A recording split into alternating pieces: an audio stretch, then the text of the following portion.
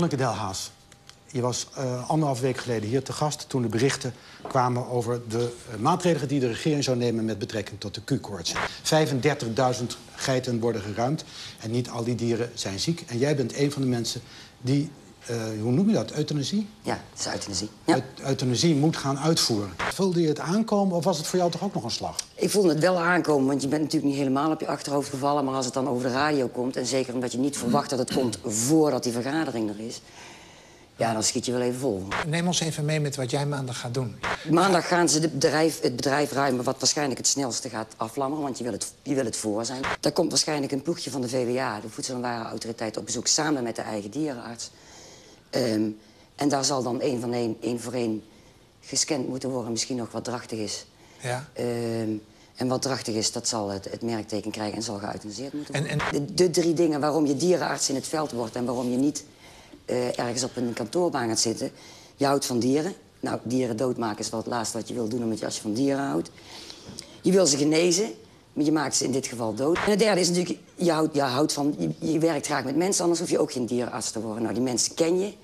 Je kunt je gewoon voorstellen wat gaat gebeuren. En in de loop van deze middag is gewoon steeds meer duidelijk gebleken, dit komen ze niet te boven. Laten we het hebben over Silvio Berlusconi. Hij is premier in het land waar u woont. U woont in Rome, overwegend. En hij is aangevallen. Ten eerste is natuurlijk het probleem, links heeft doorgaans in Italië ook niet veel gevoel voor humor. Ze kunnen er niet mee omgaan. Ook niet in Italië. Eén. Het volgende is, deze man, op de voorpagina dus van Berlusconi's krant, die Pietro, dat is die vroegere rechter geweest, die zo tegen de maffia inging, die zou dan volgens deze krant erop insisteren dat het geweld de schuld is van de slachtoffers. Met andere woorden, hij heeft gezegd, hij lokt het uit. Hij schoffeert iedereen.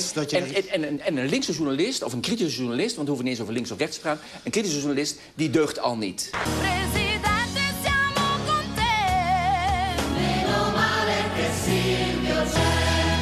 Is het nu zo dat zijn populariteit door deze affaire is toegenomen? Ja, tuurlijk. Hij is een geweldige acteur ook. Hè. En let maar op, hij zal nog deze jongen, of deze man van 42, 44 oud is hij, die de aanslag heeft gepleegd, die niet helemaal goed, niet allemaal zo in orde is, zal ik maar zeggen. Ja. Dat die man, die gaat hij nog bezoeken in het ziekenhuis. Dat is zijn tactiek. En een heleboel Italianen kijken daar natuurlijk wel doorheen.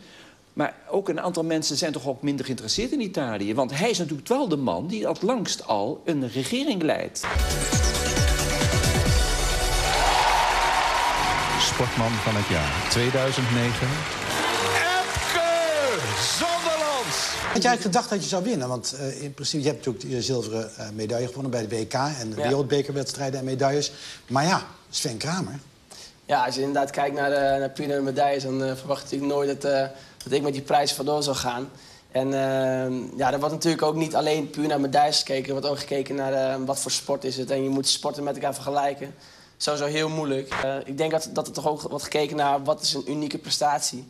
En een turner die een medaille haalt op een WK, dat gebeurt gewoon bijna niet. En Sven Kramer heeft de afgelopen 3 jaar denk ik bijna alles gewonnen.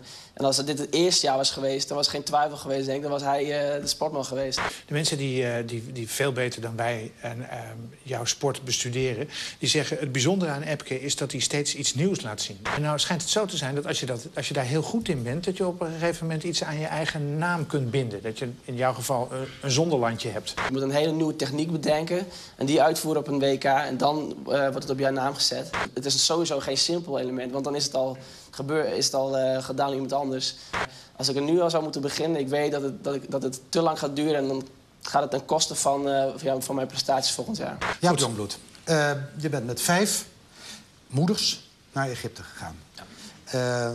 De kinderen van die moeders zijn ooit ontvoerd door hun vader. En allerlei mogelijkheden om ze terug te halen zijn mislukt. Jouw dochter heet Omnia? Ja. Hoe oud is ze nu? Ze is nu 7,5. Ik ben mijn dochter! Nee! Ik kom alleen een cadeau. Wij komen met vredige bedoeling. Wij wilden laten zien hoe Omnia eraan toe was en wat zij meemaakt. En we wilden laten zien wat er gebeurt als je gewoon met goede bedoelingen en heel braaf je meldt aan de deur. Het is toch van de gekke dat een moeder haar eigen kind niet mag, dat hij afspraken moet maken om haar eigen kind te zien, terwijl die man dat kind weggeroofd heeft uit Nederland. Het enige wat er moet gebeuren is dat gewoon de Nederlandse overheid zich daarin gaat spannen... dat er structureel iets voor deze moeders gebeurt. Gebeurt dat? Nou, dat is gelukkig vandaag... naar aanleiding van wat ze meegemaakt hebben, wat wij meegemaakt hebben daar met deze moeders... besloten hebben nu om bilateraal te gaan praten met de Egyptische autoriteiten. Je werd enige tijd vastgehouden door jouw ex-man eigenlijk? Op een goed moment heb ik wel enig moment gedacht van jongens, ik werd 6 hoog, zeg maar. Ik ben weer naar huis ingesleurd en naar boven en opgesloten daar in de kamer nu. Als Inge niet terugkwam, nou, dan was het einde verhaal voor mij. Ja, en op een goed moment zit je daar dan boven. Na een paar uur denk je toch van jongens, gaat dit nou goed aflopen of niet?